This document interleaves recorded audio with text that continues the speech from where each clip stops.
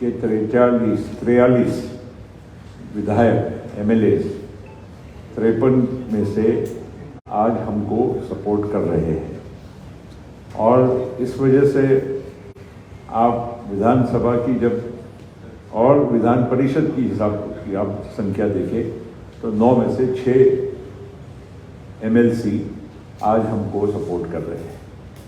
और नागालैंड का जब आप देखते हैं तो नागालैंड में 7 में से 7 MLA हमको सपोर्ट कर रहे हैं।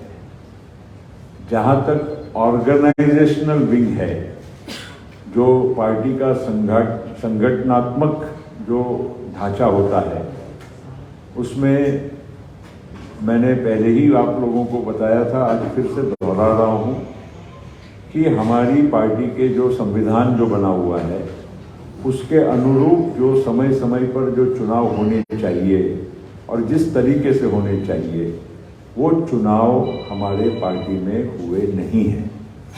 और ये केवल एक अधिवेशन बुलाकर हम पदाधिकारी बन गए, इस तरह से ये हमारे संविधान में कहीं भी लीगली वो उचित नहीं है, वो अधिकृत नहीं है।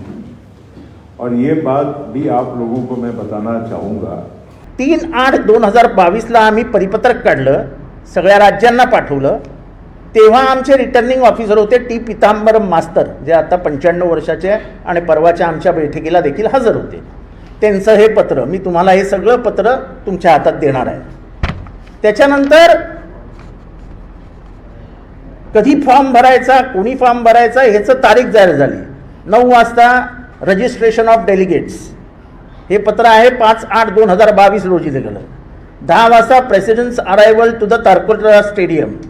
10 वाजता flag hoisting by mister Sharad Pawar, president NCP। 10:20 AM delegate session starts.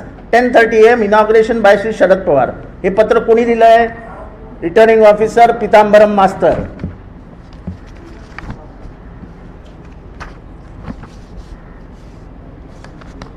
नंतर the last date of submitting nominations 3 वाजता 1/9/2022।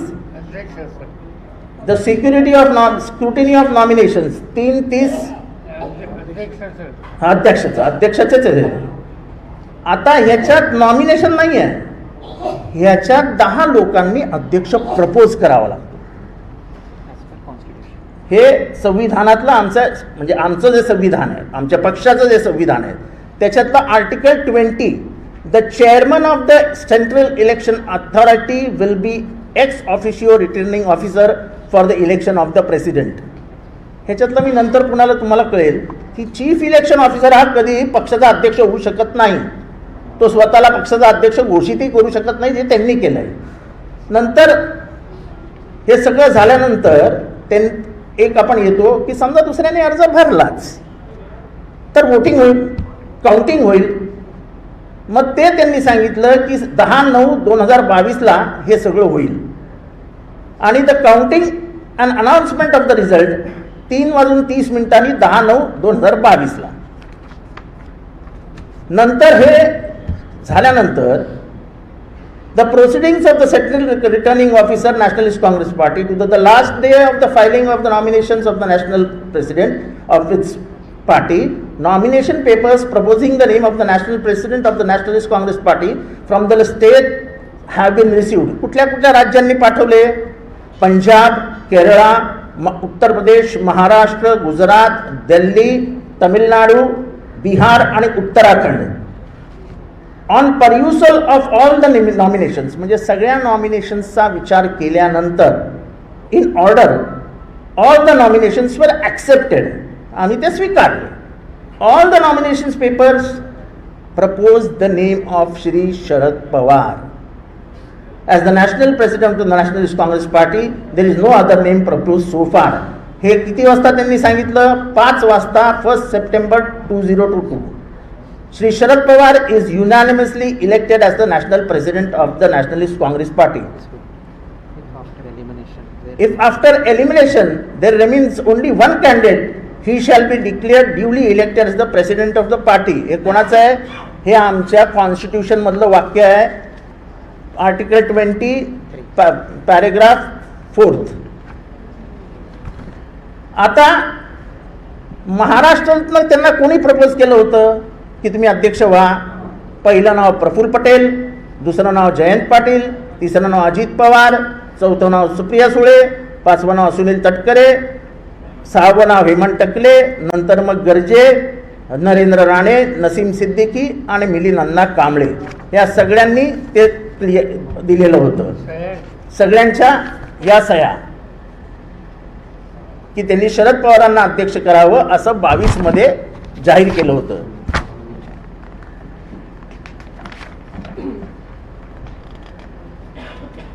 नंतर सर्वात खोटी गोष्ट म्हणजे हे सगळ्या प्रोसिडिंग्स ज्या कायद्यात बसणाऱ्या आहेत त्याच्या बाबतीत ते पूर्ण report of the completion of the organisation elections of the nationalist Congress Party 15/9/2022 ला हे चीफ इलेक्शन अथॉरिटी म्हणजे Pitambaram Master The election process of the organizational elections of the Nationalist Congress Party has been completed by yesterday. The National Delegate Conference of the National Convention of the Nationalist Congress Party held yesterday at Calcutta Rostodon under the presidency of Shri Sharad Pawar has completed the organizational election process of the party. The details of the election president and other office bearers are given in the format attached for your information. आता हे सगळे जे आहेत आपण केलेले त्याच्याबाबतची सगळी माहिती ही election कमिशनला देण्यात आलेली आहे. म्हणजे इलेक्शन योग्य घेतलेच नाही, ते केलेच नाही, हे सगळे. आता त्याच्यात प्रफुल्ल पटेलांचं एक पत्र आहे attached here with please find the list of national office bearers, national secretaries, spokes persons, working committee members including permanent invitees to working committee state. ते सगळं झालं.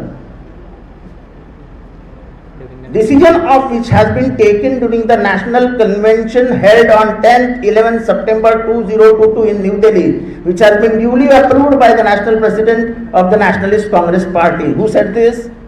It is said by Mr. Prafull Patel on a written letter, and he has sent it to everybody of the party. National office bearers ची नाव आहेत. In the national convention of the Nationalist Congress Party held on 10-11 September 2022. Shri Sharad Pawar was elected unanimously as the national president of NCP. He was then authorized. हे कोण म्हणतंय? हे प्रफुल्ल पटेल साहेब म्हणतायत की आम्ही त्यांना अधिकार दिला की बाकी इतर जी पद आहेत जी ती नेमली जाऊ शकतात, जी संविधानाने तुम्हाला अधिकार दिला आहे. आमच्या संविधानात हा नेमणूक करण्याचा अधिकार हा प्रेसिडेंटला देण्यात आलेला आहे. त्याच्यामुळे तो अधिकाराचा वापर करत सगळ्यांशी चर्चा करत पवार साहेबांनी नॅशनल जी स्ट्रक्चरल आहे ऑर्गनायझेशन स्ट्रक्चर ते पूर्ण बनवलेलं आहे.